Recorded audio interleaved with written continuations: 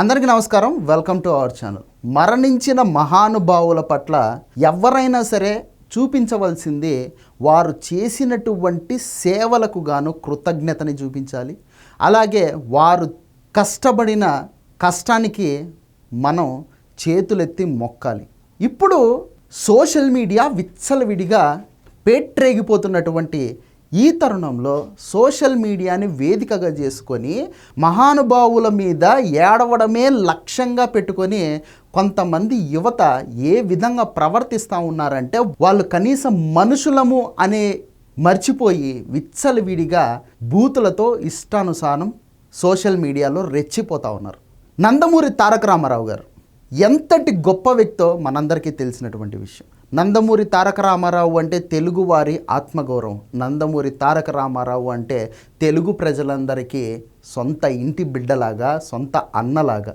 ప్రతి ఒక్కరూ నందమూరి తారక రామారావు గారిని అన్నగారు అని నోరారా పిలుచుకుంటారు. ఎంటి ఓడు అంటే మన ఇంటి ఓడు అన్నట్టు ప్రతి ఒక్కరూ చూసుకుంటారు.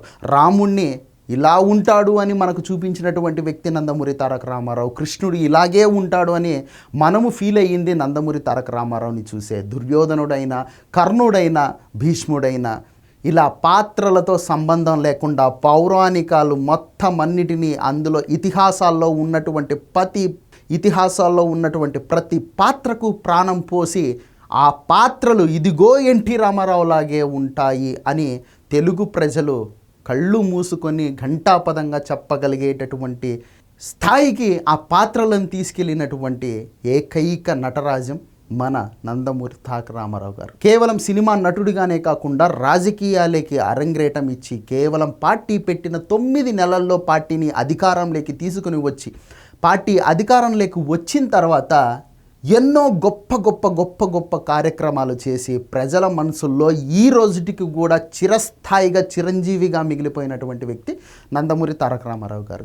అటువంటి వ్యక్తి మీద ఆయన మరణించి 30 సంవత్సరాలు అయిపోయినప్పటికీ కూడా ఇప్పటికీ కొంతమంది పని కట్టుకొని ఆయన మీద ఏడుస్తూనే ఉన్నారు. ఎందుకు ఏడుస్తున్నారో వాళ్ళకైనా ఒక రీజన్ ఉందో లేదో తెలియదు, కానీ వాళ్ళ ఏడుపులు చూస్తే మాత్రము చిర్రెత్తుకొచ్చి చెప్పుతోనే కొట్టాలి అనిపిస్తుంది ఎవరికైనా సరే. తెలుగువాడు అన్నవాడికి ప్రపంచవ్యాప్తంగా గుర్తింపును తీసుకుని వచ్చినటువంటి వ్యక్తి నందమూరి తారక రామారావు గారు. తెలుగు వాళ్ళను మద్రాసీలుగా పరిగణించేటటువంటి సమయంలో మద్రాసీలం కాదు మేము తెలుగు వాళ్ళము అని దేశవ్యాప్తంగా ఎలుగెత్తి చాటి చెప్పినటువంటి నందమూరి తారక రామారావు గారి మీద ఇంత ఏడుపు ఎందుకు?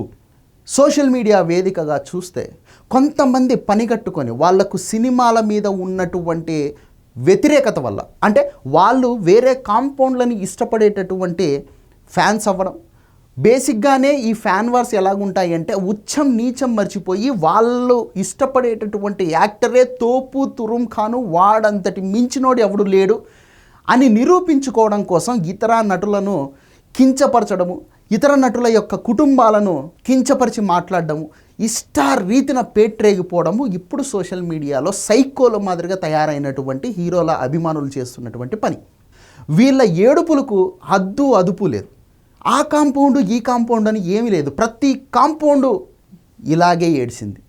ప్రతి ఒక్క హీరో ఫ్యాన్స్ ఇలాగే ఏడుస్తూ ఉన్నారు. వాళ్ళ హీరో గొప్ప గురించి చెప్పుకోవడం మానేసి ఇతరుల అభిమాన నటుల యొక్క వ్యక్తిత్వాన్ని దిగజార్చేటటువంటి ప్రయత్నం భారీ ఎత్తున చేస్తూ ఉన్నారు. ఇప్పుడు నందమూరి తారక రామారావు గారి ఇష్యూ సోషల్ మీడియాలో ట్రెండ్ అవుతుంది. అంటే అక్కడ ఏం జరిగిందంటే ప్రతి సంవత్సరం నందమూరి తారక రామారావు గారి జయంతికి కావచ్చు, వర్ధంతికి కావచ్చు ఈ ఏడుపులు అనేది దాదాపు వారం 10 రోజుల పాటు సోషల్ మీడియాలో కంటిన్యూగా వస్తూనే ఉంటాయి. ఎందుకంటే నందమూరి తారక రామారావు గారు తెలుగు ఫిలిం ఇండస్ట్రీకి వచ్చిన తర్వాత దాదాపు 40 సంవత్సరాల పాటు ఆయన నెంబర్ 1 పొజిషన్ని కంటిన్యూ చేశారు.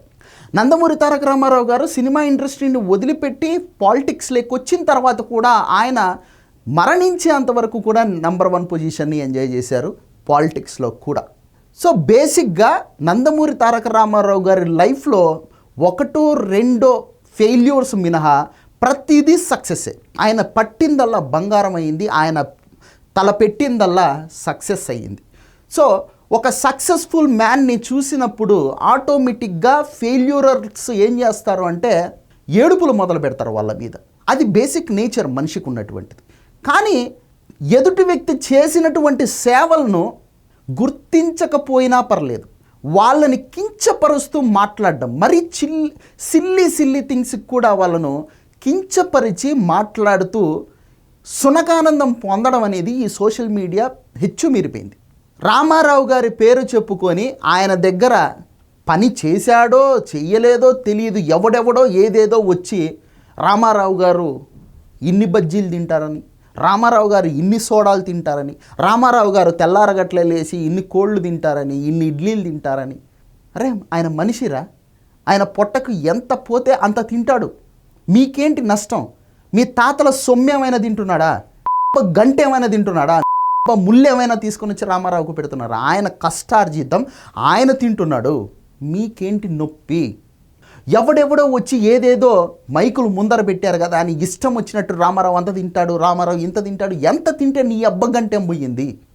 వీళ్ళు వాగడం, ఈ యాంటీ ఫ్యాన్స్ అంటే ఈ ఎన్టీ రామారావు గారిని వ్యతిరేకించేటటువంటి ఈ దిక్కుమాలిన దౌర్భాగ్యపు మంద, అటు పొలిటికల్ లీడర్ల యొక్క ఫాలోయర్స్ కావచ్చు, ఇటు సినిమా నటుల ఫాలోయర్లు కావచ్చు, వీళ్ళు ఆ వీడియోలను పట్టుకొని వచ్చి ఇదిగో రామారావు ఇంత తింటాడంట, రామారావు అంత తింటాడంట, కారణజన్ముడు ఇంత తింటాడు అంత తింటాడు అంటే కారణజన్ములు భోజనం చేయరా? కారణజన్ములు ఇచ్చేయరా? ఎన్టీ రామారావుతో మీ హీరోని మీరు కంపేర్ చేసుకునేది ఎట్లుంటుంది అంటే మీ దుమ్ము తీసుకొని మీ మొహాన మీరే కొట్టుకునేట్టుంటుంది. ఎందుకంటే ఎన్టీ రామారావు అనేటటువంటి వ్యక్తి ఒక ఆకాశం మీద ఉమ్మేస్తే అది మీ మొఖాల మీదనే పడుతుంది.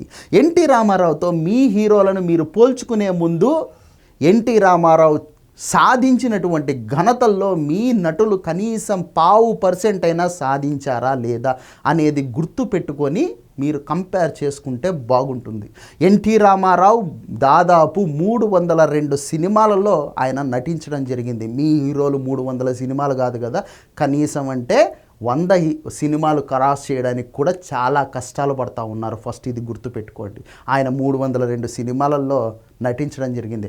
ఆయన దాదాపు 18-19 సినిమాలకు దర్శకత్వం వహించాడు. మీ హీరోలు స్క్రిప్టుల్లో ఏలు పెట్టకపోతే చాలు అని చెప్పేసి దర్శకులు భయపడతా ఉండేటటువంటి పరిస్థితి.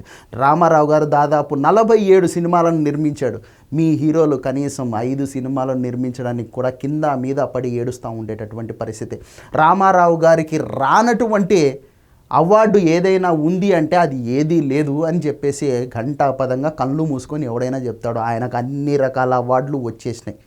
రామారావు గారి దగ్గర ఉన్నటువంటి స్క్రిప్ట్స్ ఇంకొక 100 ఏళ్లకు సినిమా ఇండస్ట్రీకి సరిపోయాయని స్క్రిప్ట్లు ఆయన దగ్గర ఉన్నాయి. ఆయన స్వయంగా స్క్రిప్ట్ రైటర్ కూడా.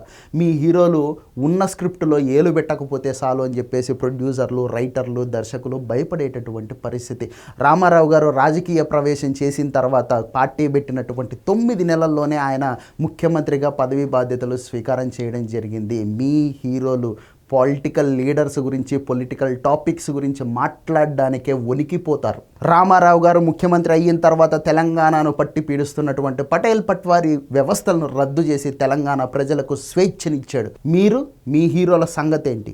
రామారావు గారు ముఖ్యమంత్రి అయిన వెంటనే పేదలకు కడుపు నిండా భోజనం పెట్టడం కోసం అని చెప్పేసి 2 రూపాయలకు కిలో బియ్యం ఇచ్చారు. మీ హీరో ఎవరికి సాయం చేశాడు?